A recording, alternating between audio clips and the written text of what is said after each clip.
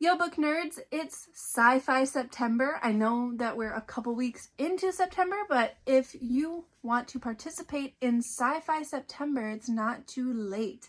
I have 5 book recommendations for you. For today's purposes, my recommendations are non-dystopian in genre. I feel like they're so specific that they should just be their own category. So today, all of my sci-fi recommendations are for non-dystopian sci-fi. So up first, I want to talk about Jurassic Park by Michael Crichton. I actually first saw the movie and then I read the book. I loved the movies, always have, and I actually didn't know for a long time that they were based on a book. And so when I found that out, I had to pick it up and I loved the book. The book is so great. So if you like dinosaurs, if you like Jurassic Park, like pick up the book if you haven't. It is so good. I feel like everybody recommends this, but this is one of those times where I feel like it lives up to its reputation. It is so, so good. Off of that, I'm going to also recommend the sequel, which is The Lost World by Michael Crichton. So it's the sequel to Jurassic Park. There is a movie by the same title, but the book is different. So I do recommend still picking it up. This book is not as good as the first book, as Jurassic Park. Like, it's very hard for this sequel to beat the original, but it was still very entertaining. I love dinosaurs. I just could not get enough. And I still enjoyed this book and I think it's worth the read, even if it doesn't quite reach the same heights as Jurassic Park. Up next, I am going to recommend a classic for all you classic lovers. I'm going to recommend Frankenstein by Mary Shelley. Some people classify this as horror, and I get that. I get that it also falls into horror, but I do think it is sci-fi. You have Dr. Frankenstein, a scientist who creates a monster. He creates life. And you have all these big important themes, these big life questions that revolve around the creation of this life. And I just found this book to be fascinating, and it really made me think. And there were parts that were on the horror side that did get my heart going.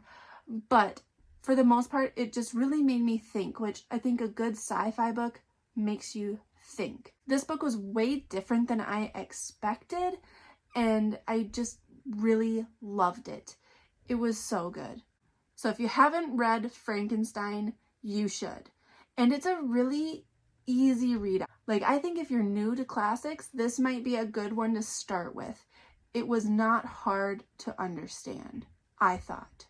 And now my next book I want to talk about is by Stephen King. And most people associate him with horror, but he does write other genres too. And I want to talk about 11/22/63 by Stephen King. So this is a sci-fi chunker of a book. It is huge. It is about time travel. You have a man who finds out a way to go back in time, and he decides that he is going to stop the JFK assassination.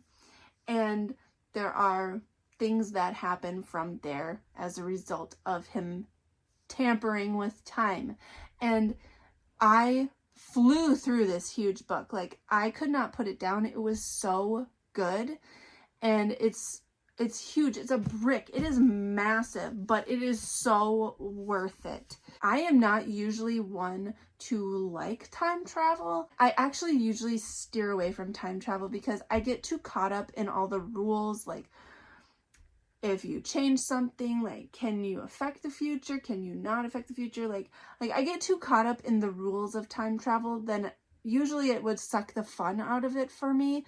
But that did not happen here. Like, I really enjoyed this book, and the elements of time travel, the rules, they were clear cut. I could accept them, and I just really enjoyed this book.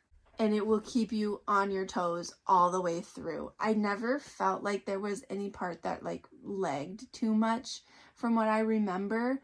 It's been a couple years now since I've read it, but I do have a review for this if you want to check that out. I also have a review for Frankenstein as well. All right, my fifth and final sci-fi book recommendation for you is Life as We Knew It by Susan Beth Pfeffer.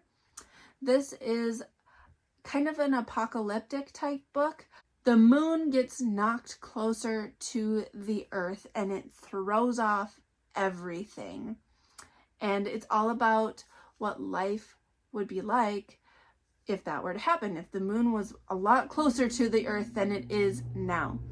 And it's survival and how do we adjust? What's going to happen? Is humanity going to die out? Are we going to survive? And I enjoyed reading this. I actually read this a really long time ago, so I'm going off of my memory. I read this when I was in middle school, and this is part of a series, and I have not read the other books in the series. And so I'm planning to do a reread of this book and then read the rest of the series, because I do remember loving this so much. But I think at the time, the other books weren't out yet. So that's why I had never continued on, or I didn't have access, or I don't know, but I never continued on. So my plan is in the near future, I want to reread this because I know I loved it, and then continue on with the series because I love space. I'm obsessed with anything to do with space, especially the moon.